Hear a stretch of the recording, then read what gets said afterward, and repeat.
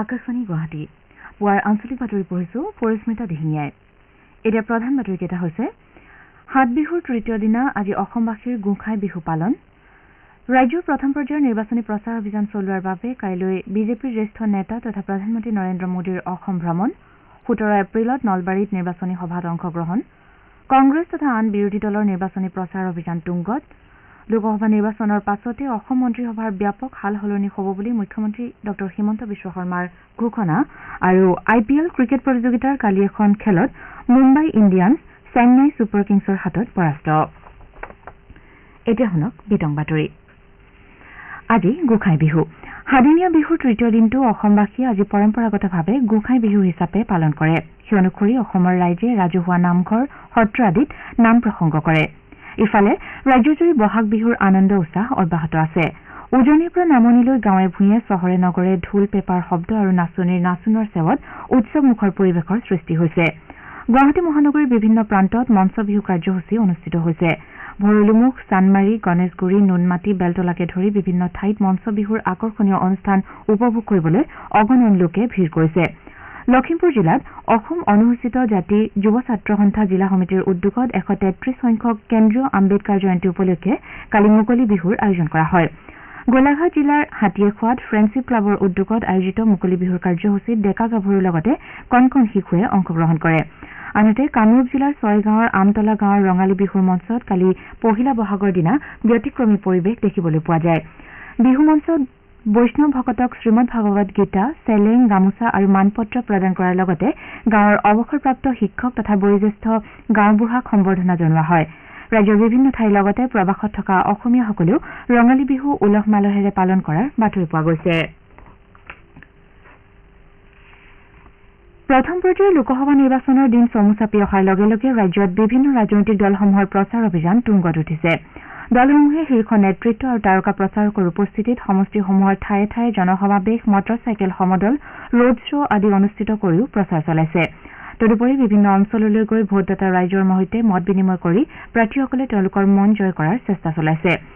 প্ৰধানমন্ত্ৰী নৰেন্দ্ৰ মোদীয়ে অহা 17 এপ্ৰিলত বৰপেটা আৰু দৰং ওদালগুৰি লোকসভা সমষ্টিৰ প্ৰাৰ্থী দুগৰাকীৰ হৈ নলবাৰীত নিৰ্বাচনী প্ৰচাৰত অংশ লোৱাৰ কথা। এই সভাৰ প্ৰস্তুতিৰ বুজ লোৱাৰ বাবে কালি তামুলপুৰত মন্ত্ৰী জয়ন্ত মল্ল বৰুৱা আৰু BTRৰ মুখ্য কাৰ্যবাহী সদস্য প্ৰমোদ বড়োৱে এখন বৈঠকত মিলিত হয়। ইপিনে ডিব্ৰুগড় লোকসভা সমষ্টিৰ প্ৰাৰ্থী সৰ্বানন্দ সোণোৱালে আজি মাকুমত কেইবাখনো নিৰ্বাচনী প্ৰচাৰ সভাত অংশগ্ৰহণ কৰিব। শ্ৰীসোণোৱালে বিয়লিৰ ভাগত ডিগবৈৰ বৰবিল হনুমান মন্দিৰৰ পৰা গান্ধী ময়দানলৈ এটা পদযাত্ৰাতো অংশ ল'ব। বিজেপিৰ নেতা তথা মুখ্যমন্ত্ৰী ডঃ হিমন্ত বিশ্ব শৰ্মাই কাজিৰঙা লোকসভা সমষ্টিৰ বিজেপি মিত্ৰজোঁটৰ প্ৰাৰ্থী কামাখ্যা প্ৰসাদ তাছাৰ হৈ আজি হোজাই লামডিঙত এখন জনসভাত অংশগ্ৰহণ কৰাৰ কথা। ডঃ শৰ্মাই কালি হোজাই আৰু শোণিতপুৰৰ কেইবাখনো নিৰ্বাচনী প্ৰচাৰ সভাত অংশগ্ৰহণ কৰে।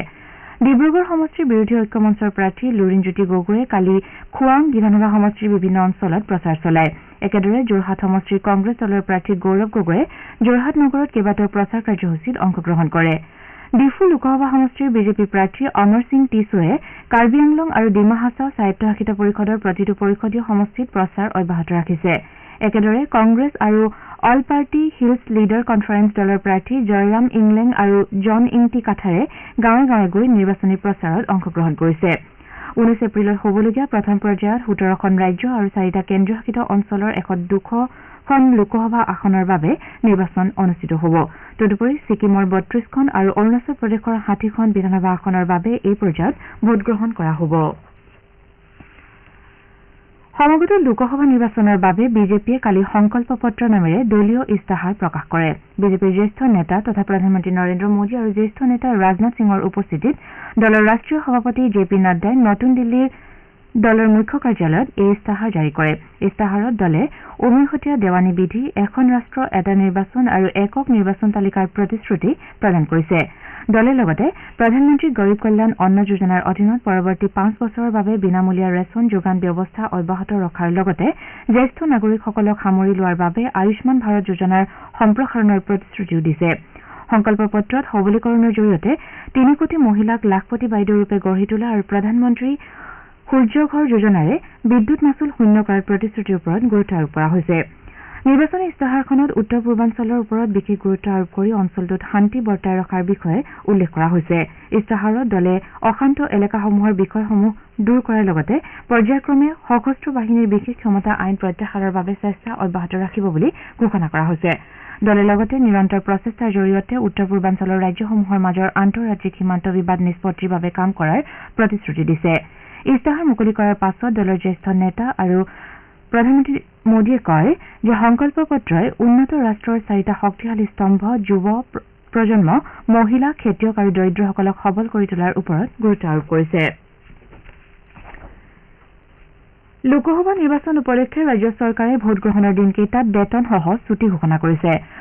অসম চৰকাৰৰ শ্ৰমিক কল্যাণ বিভাগে জাৰি কৰা অধিসূচনা অনুযায়ী অসমত 3টা পৰ্যায়ত ভোটগ্ৰহণ হ'বলগীয়া 19 এপ্ৰিল 26 এপ্ৰিল আৰু 7 মে দিনকেইটাত সকলো কাৰখানা চাহ বাগিচা দোকান তথা বাণিজ্যিক প্ৰতিষ্ঠান ৰাজহুৱা আমোদ প্ৰমোদ বা বিনোদন প্ৰতিষ্ঠানকে ধৰি সকলো উদ্যোগ কৰ্মশালা ব্যৱসায়িক প্ৰতিষ্ঠান আৰু বেংক তথা অন্যান্য বিত্তীয় প্ৰতিষ্ঠানসমূহৰ কৰ্মচাৰীসকলৰ কাৰণে বেতনসহ ছুটি ঘোষণা কৰা হৈছে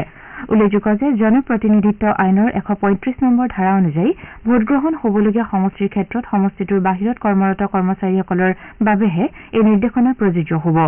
একে ধাৰা অনুযায়ী অসমৰ সীমামূৰীয়া জিলাত বাস কৰা চুবুৰীয়া ৰাজ্যৰ ভোটাৰসকলেও নিজৰ সমষ্টিত ভোটগ্ৰহণৰ বাবে বেতনসহ ছুটিৰ সুবিধা লাভ কৰিব পুনৰ নিৰ্বাচন অনুষ্ঠিত কৰিবলগীয়া হলেও নিৰ্বাচন অনুষ্ঠিত হোৱাৰ দিনা কৰ্মচাৰীসকলৰ ক্ষেত্ৰত এই নিৰ্দেশনা প্ৰযোজ্য হ'ব আকাশবাণী গুৱাহাটীৰ আঞ্চলিক বাতৰি বিভাগৰ কালি নিশা চলন্তিকা লোকনিৰ্ণয় 2024 শীৰ্ষক অনুষ্ঠানত বাক্সা জিলাৰ আয়ুক্ত কৃষ্ণ বৰুৱাৰ সৈতে সমাগত লোকসভা নিৰ্বাচনৰ প্ৰস্তুতিৰ সন্দৰ্ভত আলোচনা কৰা হয় বাক্সা জিলাৰ আমাৰ সংবাদদাতাই আধৰা অনুষ্ঠানটিত জিলা আয়ুক্তগৰাকীয়ে জিলাখনৰ 2টা লোকসভা সমষ্টি ক্ৰমে দৰং ওদালগুৰিত 26 এপ্ৰিলত আৰু কোকৰাঝাৰত 7 মেত নিৰ্বাচন অনুষ্ঠিত হ'ব বুলি প্ৰকাশ কৰে তেওঁ কয় যে 8 লাখৰো অধিক ভোটদাতাই ভোটদান কৰিবলগীয়া জিলাখনত 944টা ভোট কেন্দ্ৰ স্থাপন কৰা হৈছে ইয়াৰে দৰং ওদালগুৰি সমষ্টিত 12টা স্পৰ্শকাতৰ ভোটগ্ৰহণ কেন্দ্ৰ আছে বুলি উল্লেখ কৰি জিলা আয়ুক্তগৰাকীয়ে কয় যে সমষ্টিটোৰ 50গৰাকী খণ্ড বিষয়াই ভোটগ্ৰহণ কেন্দ্ৰসমূহ পৰিদৰ্শন কৰি আছে আনহাতে নতুন ভোটদাতাসকলক ভোটদানৰ প্ৰতি আকৰ্ষিত কৰাৰ বাবে বাটৰ নাট আদিকে ধৰি বিভিন্ন কাৰ্যসূচী গ্ৰহণ কৰা হৈছে বুলি জিলা আয়ুক্তগৰাকীয়ে প্ৰকাশ কৰে তদুপৰি চাহবাগান অঞ্চলৰ ভোটদাতাসকলক ভোটদানৰ গুৰুত্ব বৃদ্ধিৰ বাবে এখন ফুটবল প্ৰতিযোগিতাৰ আয়োজন কৰাৰ কথাও তেওঁ জানিবলৈ দিয়ে প্ৰধানমন্ত্ৰী স্বনিধি আঁচনি ৰূপায়ণৰ ক্ষেত্ৰত অসম দেশৰ ভিতৰতে আগশাৰীৰ ৰাজ্য বুলি মুখ্যমন্ত্ৰী ডঃ হিমন্ত বিশ্ব শৰ্মাই মত প্ৰকাশ কৰিছে ৰাজ্যৰ প্ৰধানমন্ত্ৰী এই অভিলাষী আঁচনিৰ অধীনত বিতৰণৰ হাৰ 90%তকৈ অধিক বুলি মুখ্যমন্ত্ৰীগৰাকীয়ে ঘোষণা কৰে ক্ষুদ্ৰ আৰু পথ ব্যৱসায়িক এই আঁচনিৰ অধীনত সহায় কৰাৰ বাবে ৰাজ্য চৰকাৰে সৰ্বাধিক গুৰুত্ব আৰোপ কৰিছে বুলি মুখ্যমন্ত্ৰীগৰাকীয়ে প্ৰকাশ কৰিছে কেৰালাত দ্বিতীয় পৰ্যায়ৰ লোকসভা নিৰ্বাচনৰ বাবে মুখ্য ৰাজনৈতিক দলসমূহৰ নেতাসকলে নিৰ্বাচনী প্ৰচাৰ অব্যাহত ৰাখিছে বিজেপিৰ নিৰ্বাচনী প্ৰচাৰৰ বাবে জ্যেষ্ঠ বিজেপি নেতা তথা প্ৰধানমন্ত্ৰী নৰেন্দ্ৰ মোদীয়ে আজি পুৱা আলাথুৰ সংৰক্ষিত সংসদীয় সমষ্টিৰ এনডিএ প্ৰাৰ্থী ডঃ টিএন চাৰাচুৰৰ সমৰ্থনত চিৰুবাট্টানীত এখন জনসভাত ভাগ ল'ব ইয়াৰ পাছত তেওঁ আটিংগলত দলৰ প্ৰাৰ্থী তথা বিদেশ পৰিক্ৰমা বিভাগৰ ৰাজ্যমন্ত্ৰী ভি মুৰলীধৰণৰ হৈ নিৰ্বাচনী প্ৰচাৰ চলাব বিয়লিৰ ভাগত তেওঁ নতুন দিল্লীলৈ উভতি যাব কেন্দ্ৰীয় মন্ত্ৰী ৰাজনাথ সিঙেও অহা বৃহস্পতিবাৰে কেৰালাত প্ৰচাৰ অভিযানত অংশ ল'ব ইফালে কংগ্ৰেছ নেতা তথা ৱায়ানাড লোকসভা সমষ্টিৰ প্ৰাৰ্থী ৰাহুল গান্ধীয়ে আজি আৰু কাইলৈ কেৰালাত প্ৰচাৰ অভিযান চলাব কংগ্ৰেছৰ সভাপতি মল্লিকাৰ্জুন খাৰ্গে আৰু সাধাৰণ সচিব প্ৰিয়ংকা গান্ধীয়ে ক্ৰমে 20 আৰু 22 এপ্ৰিলত ৰাজ্যখনত নিৰ্বাচনী প্ৰচাৰত অংশ ল'ব আপোনাৰ ভোট আপোনাৰ কণ্ঠ ভোটৰ শক্তিৰে নিৰ্মাণ কৰক সুস্থ গণতন্ত্ৰ লোকসভা নিৰ্বাচনৰ প্ৰথম পৰ্যায়ত অহা 19 এপ্ৰিলত পুৱা 7 বজাৰ পৰা বিয়লি 5 বজাৰ ভিতৰত কাজিৰঙা শোণিতপুৰ লখিমপুৰ ডিব্ৰুগড় আৰু যোৰহাটত হ'বলগীয়া ভোটগ্ৰহণত গণতান্ত্ৰিক অধিকাৰ সাব্যস্ত কৰি শক্তিশালী গণতন্ত্ৰৰ অংশীদাৰ হওক শ্ৰোতাসকলে পুৱাৰ আঞ্চলিক বাতৰি শুনিছে আকাশবাণী গুৱাহাটী কেন্দ্ৰৰ পৰা বাতৰিৰ পৰৱৰ্তী অংশ শুনক দুবৰী কাশ্যপৰ পৰা লোকসভা নিৰ্বাচনৰ পাছতে অসম মন্ত্ৰীসভাৰ ব্যাপক সালসলনি হ'ব বুলি মুখ্যমন্ত্ৰী ডঃ হিমন্ত বিশ্ব শৰ্মাই ঘোষণা কৰিছে নিৰ্বাচনী প্ৰচাৰ অভিযানৰ মাজত মুখ্যমন্ত্ৰীগৰাকীয়ে এই কথা প্ৰকাশ কৰে 2026 চনৰ বিধানসভা নিৰ্বাচনৰ প্ৰতি লক্ষ্য ৰাখি মন্ত্ৰীসভাৰ সালসলনি কৰা হ'ব বৰাকৰ এজন মন্ত্ৰী লোকসভা নিৰ্বাচনত প্ৰতিদ্বন্দ্বিতা কৰাৰ বাবে মন্ত্ৰীসভাত বৰাক উপত্যকা প্ৰতিনিধিত্বহীন হ'ব বুলি তেওঁ উল্লেখ কৰে তেতিয়া বৰাকৰ পৰা এজন মন্ত্ৰীক মন্ত্ৰীসভাত অন্তৰ্ভুক্ত কৰাৰ প্ৰয়োজন হ'ব বুলি মুখ্যমন্ত্ৰীগৰাকীয়ে কয় দিল্লীৰ মুখ্যমন্ত্ৰী অৰবিন্দ কেজৰিৱালক বিলি বলবৎকাৰী সঞ্চালকালয়ে গ্ৰেপ্তাৰ কৰা কাৰ্যক প্ৰত্যাহ্বান জনাই উচ্চতম ন্যায়ালয়ত দাখিল কৰা আবেদনৰ আজি শুনানি হ'ব উচ্চতম ন্যায়ালয়ৰ ন্যায়াধীশ সঞ্জীৱ খান্না আৰু দীপাংকৰ দত্তৰ দ্বাৰা গঠিত খণ্ড বিচাৰপীঠে কেজৰিৱালৰ আবেদনৰ শুনানি গ্ৰহণ কৰিব উল্লেখযোগ্য যে 9 এপ্ৰিলত দিল্লী উচ্চ ন্যায়ালয়ে কেজৰিৱালৰ গ্ৰেপ্তাৰক বৈধ আখ্যা দিছিল দিল্লী উচ্চ ন্যায়ালয়ৰ এই ৰায়ৰ পাছতে অৰবিন্দ কেজৰিৱালৰ সৰ্বোচ্চ ন্যায়ালয়ৰ শৰণাপন্ন হয় দিল্লীৰ আবকাৰী কেলেংকাৰী গোচৰত দিল্লীৰ মুখ্যমন্ত্ৰী অৰবিন্দ কেজৰিৱালক যোৱা 21 মাৰ্চত বিধি বলবৎকাৰী সঞ্চালকালয়ে গ্ৰেপ্তাৰ কৰে সম্প্ৰতি দিল্লীৰ মুখ্যমন্ত্ৰীগৰাকী তিহাৰ জেলত ন্যায়িক জিম্মাত আছে ইণ্ডোনেছিয়াৰ দক্ষিণ সুলাৱেছি প্ৰদেশৰ টানা টুৰাজা জিলাত কালি ভূমিস্খলনৰ ফলত কমেও 15জন লোকৰ মৃত্যু হয় স্থানীয় কৰ্তৃপক্ষই জনোৱা মতে অঞ্চলটোত 2জন ব্যক্তি এতিয়াও সন্ধানী হৈ আছে উদ্ধাৰকাৰী বাহিনীয়ে এটা শিশুকে ধৰি 2জন লোকক ধ্বংসস্তূপৰ মাজৰ পৰা উদ্ধাৰ কৰাৰ বিপৰীতে আৰক্ষী সেনা তথা স্বেচ্ছাসেৱকসকলে নিৰ্দিষ্ট লোককেইজনৰ সন্ধানত উদ্ধাৰ অভিযান অব্যাহত ৰাখিছে প্ৰতিকূল বতৰ তথা যোগাযোগ ব্যৱস্থাৰ ব্যাঘাতৰ বাবে উদ্ধাৰ অভিযানত জটিলতাৰ সৃষ্টি হৈছে বুলি কৰ্তৃপক্ষই প্ৰকাশ কৰিছে উল্লেখযোগ্য যে টানা টুৰাজা জিলা আৰু ইয়াৰ কাষৰীয়া অঞ্চলসমূহত বিগত সপ্তাহজুৰি প্ৰবল বৃষ্টিপাত হৈ আছিল দেশখনৰ সুমাত্ৰা দ্বীপত যোৱা মাহত আকস্মিক বান আৰু ভূমিস্খলনৰ ফলত নিৰুদ্দিষ্ট হোৱা কমেও 30জন লোক এতিয়াও সন্ধানহীন হৈ আছে ইৰাণে ইজৰাইলৰ ভূখণ্ডত ক্ষেপণাস্ত্ৰ আক্ৰমণ কৰাৰ পাছত ভাৰতৰ বিদেশ মন্ত্ৰী এছ জয়শংকৰে ইৰাণ ইজৰাইলৰ বিদেশ মন্ত্ৰীৰ লগত বাৰ্তালাপ কৰি দুই দেশক সংযম ৰক্ষা কৰাৰ বাবে আহ্বান জনায় ইৰাণে ইজৰাইলৰ 200ৰো অধিক ড্ৰোন আৰু ক্ষেপণাস্ত্ৰৰে আঘাত কৰা 24 ঘণ্টাৰ পাছত দুয়ো দেশৰ বিদেশ মন্ত্ৰীগৰাকীয়ে পৰিস্থিতি পৰ্যালোচনা কৰে ইৰাণৰ বিদেশ মন্ত্ৰীৰে হোৱা বাৰ্তালাপত ভাৰতৰ বিদেশ মন্ত্ৰীগৰাকীয়ে ইৰাণে বন্দী কৰা 17গৰাকী ভাৰতীয় নাগৰিকক মুকলি কৰি দিবলৈ আহ্বান জনায়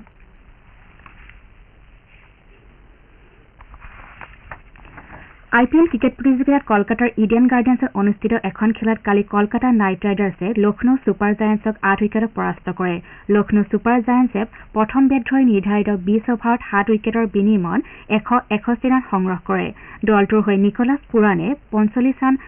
কৰাৰ লগতে KL ৰাহুলে 39 ৰান কৰে প্ৰত্যুত্তৰত কলকাতা নাইট ৰাইডাৰ্ছে 15 অভাৰত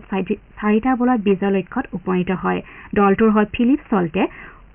89 ৰান কৰি আউট নোহোৱাকৈ থাকে সল্টক প্লেয়াৰ অব দ্য মেচ হিচাপে ঘোষণা কৰা হয় ইপিনে মুম্বাইৰ ৱাংখেড়ে ষ্টেডিয়ামত অনুষ্ঠিত প্ৰতিযোগিতাৰ দ্বিতীয়খন খেলত চেন্নাই ছুপাৰ কিংছে মুম্বাই ইণ্ডিয়ানছক 20 ৰানত পৰাজিত কৰে